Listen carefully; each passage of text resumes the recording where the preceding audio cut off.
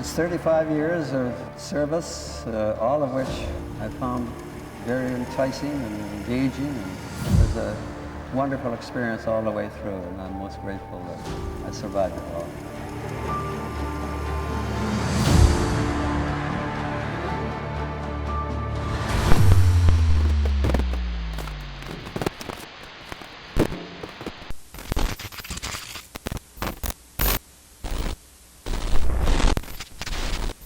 We're talking today to Rear Admiral Desmond W. Piers, known to everybody in the Navy as Debby. He was born and raised in Halifax, and he went off in 1930 to the Royal Military College in Kingston. And after a year there, he joined the Royal Canadian Navy and headed off to UK to start his training with the Royal Navy. Well, then you finished your cadet's time, your midshipman's time, you did sub-lieutenant's courses. And then in 1937, you're a full-fledged lieutenant with a watchkeeping certificate, I presume, and back you come to Halifax. Mm-hmm. And then what happened? Well, that training that I took as a cadet and a midshipman, and the courses at Greenwich and down at Portsmouth, it took 5 years. And at the end of that time, I went back to Halifax and joined the Saguenay as the junior officer on board. It took a month or two to get my stripe as a lieutenant, but there I was on board with Commander Murray as captain, and had a few months there. And then the Canadian Navy had organized to get some new ships, the Restigouche and the Ottawa. In 1938, went over and got this ship, the ex-Crusader, down at Chatham Dockyard, which we called the Restigouche.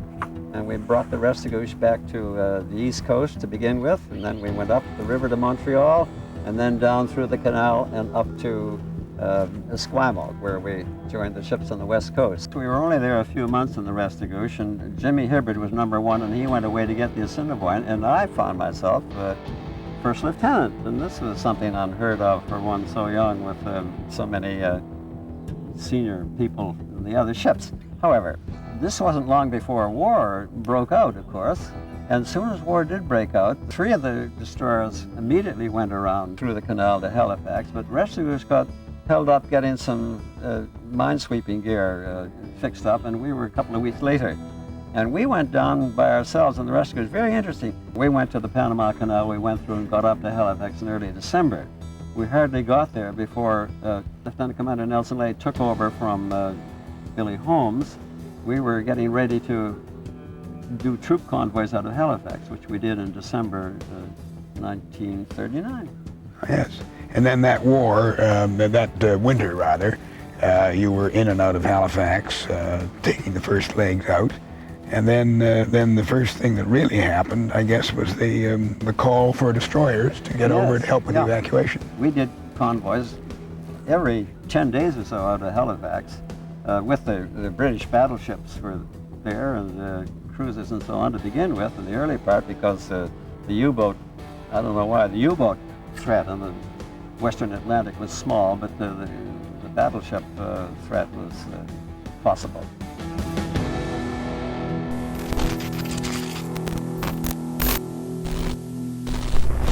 The next thing that happened was Dunkirk, of course. A terrible situation there, and the Admiralty sent us a message about halfway through Dunkirk. Can you send any ships? Can you send them now, immediately? We desperately need ships. Well, by golly, the next day we had 4 ships in Halifax. 3 of them sailed, and we went across the Atlantic as quickly as we could. I'll never forget it. The flames of battle were up over the channel as we approached it, and near Cherbourg, and we were soon right in the battle. We went on up the channel, and we got the order to go into St. Valery, a small town to the west of Calais, about 50 miles, where there was a river coming down and high cliffs on both sides. And the Germans, incidentally, already on the outskirts of this small town. And we were told to go there to pick up survivors, the Saint Laurent and the Restigouche. We got there one morning about 4 o'clock in the morning, and soon daylight came. There were about 5 other RN ships there, all milling around and nobody taking charge. So Nelson Lay, with his normal bravado, said, "Piers, get an officer and send him ashore and find out what's happening. 60,000 Scottish troops were lying without a shore in a group, without their armor, without anything, waiting to be taken prisoner. We thought we should rescue them. Well, I went down to the cabin, saluted myself in the mirror and said, "Piers, you're it." And I got my golf bag, the small carrying bag, and put in a pair of binoculars, an Aldous Light, a bottle of whiskey, and went up to the bridge and said, "Ready to go, sir." He said, "I didn't mean to be you, bloody fool, but go ahead anyway."